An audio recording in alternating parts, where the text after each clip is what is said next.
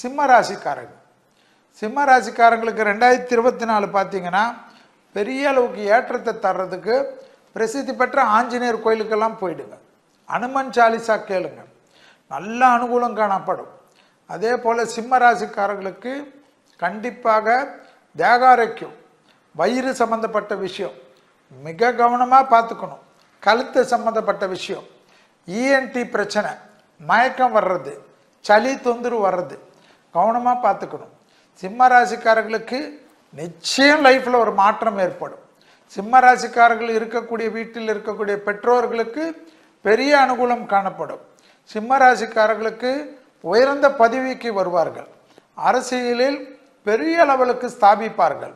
பிள்ளைகளுக்கு அனுகூலம் காணப்படும். பிள்ளைகளுக்கு நல்ல விஷயங்கள் நடக்கும். பிள்ளைகள் வாழ்க்கையில் நல்ல முன்னேற்றம் காணப்படும். இரத்த பந்த உறவுகளுக்கும் பகைமையே இருந்த பிரச்சனை, அண்ணனை பார்க்க மாட்டேன், தங்கச்சியை பார்க்க மாட்டேன், அக்காவை பார்க்க மாட்டேன்னு கோச்சின்னு இருந்த சிம்ம ராசிக்காரர்கள் எல்லாரோடையும் அந்யோன்யம் அதிகரிப்பார்கள். எல்லாரோடையும் நல்ல கூட்டு சேர்வார்கள். எடுத்த காரியத்தில் ஜெயம் அனுகூலம் காணப்படும். இடமாற்றம், வீடு மாற்றம், மனை மாற்றம், உத்தியோக மாற்றம், தொழில் மாற்றம், வியாபார மாற்றம், எல்லா மாற்றத்துக்கு தயாராக இருக்கணும். ஏதாவது ப்ரொஃபஷன் சேஞ்சஸ் வந்தால் எடுத்துக்கொள்ளணும். ஐயோ நமக்கு தெரியவே தெரியாத இந்த வேலை கிடைக்குது, இந்த வேலையில் போனால் நம்ம சக்ஸஸ் ஆகுமான்னு யோசிக்கக்கூடாது. திடீர்னு பெரிய பொறுப்பில் இருக்கக்கூடியவங்க உங்களை கூப்பிடுவாங்க, என் கூட வந்துடுறியான்னு. ஐயோ இவரோட போனால் நம்மளை என்ன பண்ணுவார், திட்டுவார், அதெல்லாம் யோசிக்காதீங்க. திட்டினா கூட மோதிர கையால் குற்று வாங்குவதை போல் உங்கள் வாழ்க்கை மாறும். சுபகாரியத்தில் இருந்த பிரச்சனைகள் எல்லாம் தீர்த்து கொள்ளுங்கள், நல்லது ஏற்படும். கடன் தீரும். கடன் தீர்றதோடு வேற என்ன வேணும்? கடன் அமைப்பு தீர்த்தாவே மனுஷனுக்கு எல்லா வெற்றியும் வந்துடும். புது இன்வெஸ்ட்மெண்ட் எல்லாம் பண்ணுங்க, நல்ல அனுகூலம் காணப்படும். பெருசாக கடனில் டிப்ரெஷனாக இருந்திருப்பீங்க, அதெல்லாம் மாறுவதெல்லாம் கண்டிப்பாக சிம்மராசிக்காரர்களுக்கு பாரலாம். ப்ரொஃபஷன் சேஞ்சஸ், பதவி உயர்வு வரக்கூடிய அமைப்பு ஏற்படும். 2இல் கேது, 8இல் ராகு, அதனால் திடீர் அதிர்ஷ்டம் ஏற்படும். வெளிநாட்டால் அனுகூலம் காணப்படும். இந்துக்களாக இருந்தால் முஸ்லீம், கிறிஸ்துவர்கள், மற்ற மதத்தினாலும் ஆதாயம் கிடைக்கும். அதே போல் கிறிஸ்டின், முஸ்லீம் இருக்கக்கூடியவர்களுக்கெல்லாம் மற்ற மதத்தினால் ஆதாயம் கிடைக்கும்.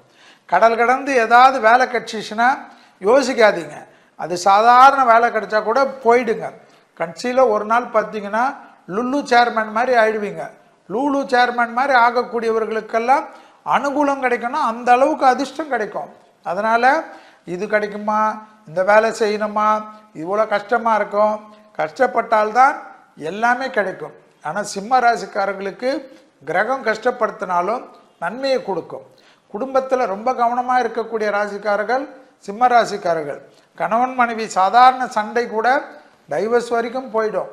குடும்பத்தில் சண்டை வந்தால் சிம்ம ராசிக்கார புருஷனாக இருந்தாலும் வெள்ளை வேஷ்டியை கூட்டுக்குங்க. சிம்ம ராசிக்கார பொண்டாட்டியாக இருந்தால் வெள்ளை டவலை கையில் வச்சுக்குங்க. சமாதானம் நீங்கள் தான் பண்ணணும்.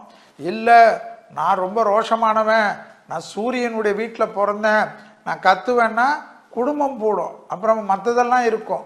குடும்பத்தில் மற்றவங்க குடும்பத்துக்கு பஞ்சாயத்து பண்ணாதீங்க. உங்களுக்கு தேவையில்லாத வேலை, மற்றவங்க விஷயத்தில் போயிட்டு மாட்டிக்காதீங்க, தேவையில்லாத பிரச்சனை. பயணங்கள் சமயத்தில் ஆணாக இருந்தால் பெண்கள், பெண்களாக இருந்தால் ஆண்கள் விஷயத்தில் கவனமாக இருக்க வேண்டும். பார்த்துக்குங்க. இந்த ஆப்போசிட் செக்ஸ் விஷயம், சனி 7ஆம் இடத்தில் கண்ட சனி என்று சொல்வார்கள். கவனம்.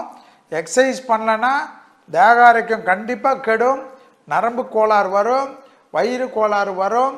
இதயத்தில் ஏற்கனவே உபத்திரம் இருக்கக்கூடிய சிம்ம ராசிக்காரர்கள் மருத்துவ ஆலோசனை பெறவில்லை என்றால் பிரச்சனை வரும்.